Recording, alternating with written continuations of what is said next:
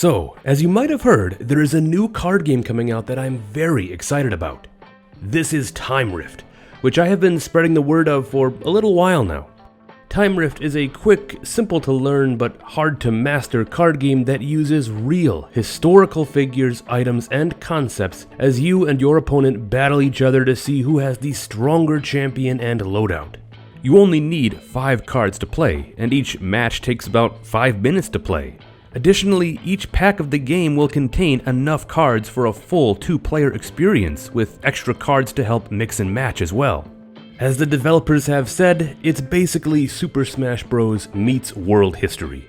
And even though it has yet to be fully released, it is showing to be extremely popular, with great receptions now at multiple conventions, a growing and active fanbase online, and its Kickstarter blowing past its full funding goal in under 5 minutes. Safe to say, I'm extremely hyped and love to see the reception this card game is getting. But why am I so interested in it? Besides the history aspects and Japanese cards that will be in the game, what is driving my own passion behind the game and propelling me to make this standalone video discussing it here today? This video, posts I've made about the game, and mention of it in another recent video of mine are not sponsored at all, although I am in contact with Trivium Studios who are behind the game. So then why am I choosing to support the game on my own time like this? Well, it's because Time Rift is actually a spiritual successor to one of my favorite card games I played when I was younger, this being a game called Anachronism. And I think to understand what Time Rift seeks to be, we should first briefly examine Anachronism and why it was so unique and awesome. Anachronism was a card game published by Tri-King Games in partnership with the History Channel in the mid-2000s. It was a game spanning tons of cultures and civilizations across world history, as you selected a warrior and outfitted them with weapons, armor, inspirations, and specials necessary to defeat your opponent. Each set of the game released with 4 cultures, with 4 warriors per culture, along with their accompanying support cards. There were usually a number of promo cards released with each set as well. By the end of the run, there were around 25 officially released cultures.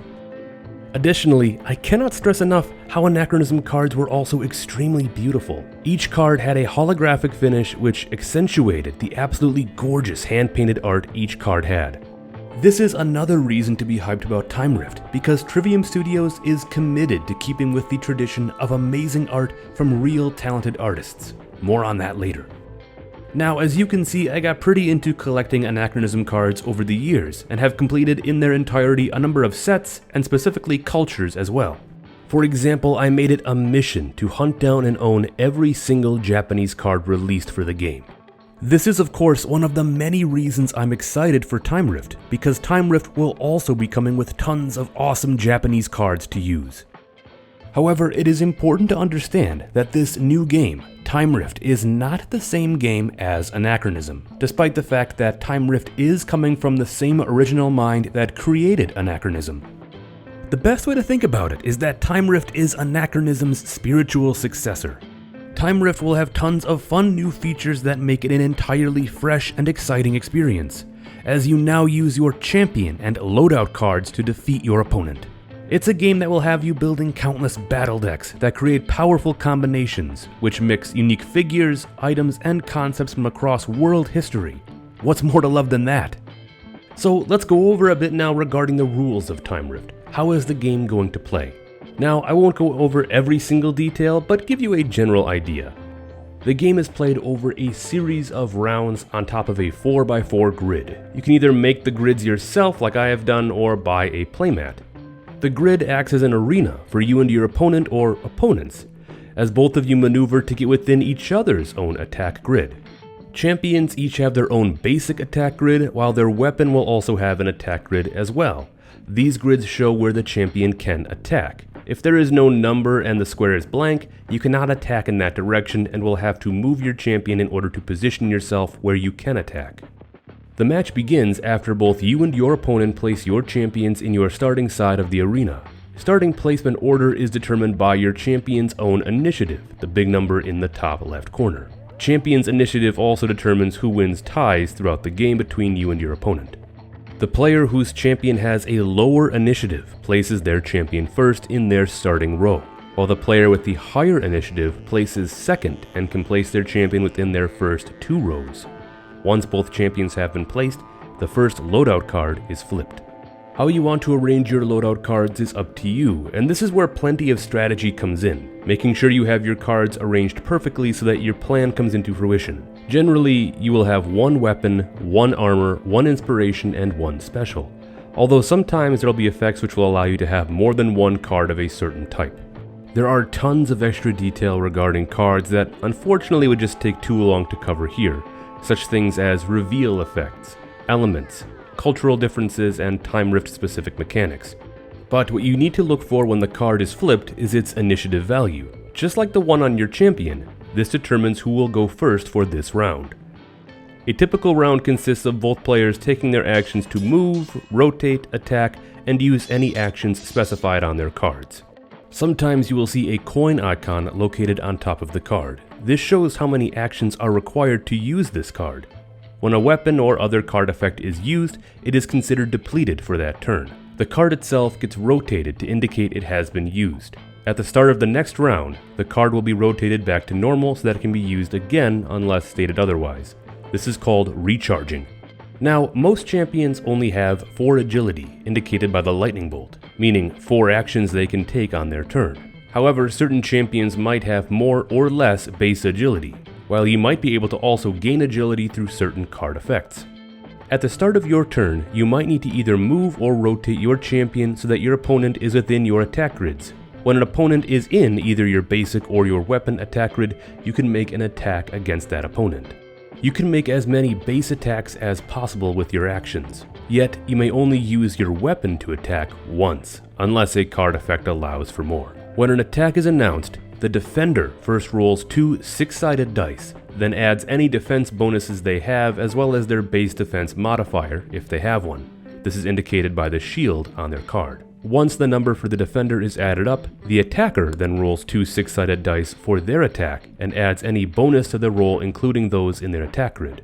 If the defender's total is higher, they block the attack and take no damage. If the attacker's total is higher, the attack succeeds and damages the defender. The amount of damage taken by the defender is determined by the spiked ball icon on either the attacking champion's card or weapon card depending on what type of attack was made. If the attacker rolled doubles and the attack hit, it is considered a critical hit. What this means is that the base damage inflicted, as shown by the spiked ball, is multiplied by 2. If both totals for the attacker and defender tie, whichever champion has the higher initiative has their result succeed. Health for each champion is indicated by a heart. Some warriors start off with more health than others, and it is easy to keep track of your champion's health with a multi-sided die. When a champion reaches 0 health, they are defeated. After both players have taken their turn, if no champion has yet been defeated, the next round begins. Used cards are recharged, and the next loadout card for each player is flipped. If no warrior is defeated by the end of the 4th round, the champion with more remaining life is the victor. If there is still a tie in terms of health, the match goes to a 5th round starting with whichever champion has the higher initiative. All in all, Time Rift is a pretty quick game to play, with matches themselves potentially taking anywhere from 5 to 10 minutes, which may seem almost too quick. However, most players will probably want to play more than one match and even try out different decks or strategies, which once again fulfills that mantra of easy to learn, difficult to master, with tons of depth to be explored. Something else I love about Time Rift is once again the art. Just like Anachronism before it, the art for Time Rift looks to be spectacular. Trivium Studios is making a commitment to never use any AI art, and this is something I strongly support, being that AI-generated images are running rampant all over YouTube and other social media. I hate this. Although I believe AI can be a powerful and warranted tool in certain situations, for example, how Peter Jackson has used AI technology to restore old film and audio in some of his recent documentaries. Yet I don't believe AI should ever be used to fully create art. That should always be something done by real humans. Time Rift is dedicated to using real art from real talented artists, and you can see this right away from some of the images of cards that have been released. In fact, I was told that the game's Kickstarter, which was recently launched, was more to do with helping to fund the work of these talented artists. This is awesome to see and something I am proud to support. Now, I have not collected a current card game for a few years. I had my time with Pokemon, Yu-Gi-Oh! And Magic the Gathering when I was younger, but rather I've tended to stick with older games like Anachronism and Pirates CSG, which resonated with me and my friends a lot more. However, I've certainly seen how intense the card collecting world has become, with people dropping hundreds of dollars for a single pack, searching for precious rares, and even selling cards for several $1,000,000. And I know the people who actually play the games are not always the same as these collectors, and certainly not the types of people who will rip open a pack and toss all the cards on the ground and then walk away after not getting what they want. And this is where Time Rift is also going to be doing something a bit different. Packs of Time Rift will always have a ton to offer both players and collectors alike. Each standard booster pack will only run you about $5 and include 2 random whole battle decks, which consist of a champion and their 4 loadout cards. This means that you and a friend can play a game after buying a single pack. What's more is that each pack will also include 2 additional chrono cards. These are unique cards that don't connect to any specific warrior. So in total, you get 12 cards per pack.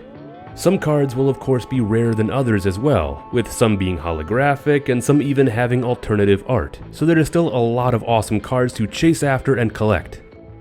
Now, if you're still with me and the game looks interesting to you and you want to get more information about the game, I will leave links down below to the game's website and Facebook page. Additionally, if you want to help support the game and even secure some packs and starter sets for yourself when the game finally launches later this year, you can also check out the Kickstarter, which I will link down below as well. Time Rift looks to be such an exciting game, and I hope to be a big supporter of the community going forward. It's so awesome to have a game I loved from my youth come back anew like this, and I want to do everything I can to help it grow. So, I hope you enjoyed learning about Time Rift, and I hope it's something many of you might want to jump in and play for yourself. I look forward to hearing stories of your battles. Yet for now, thank you for watching, and don't forget to like, subscribe, and ring that notification bell if you enjoyed this video and found it to be most interesting.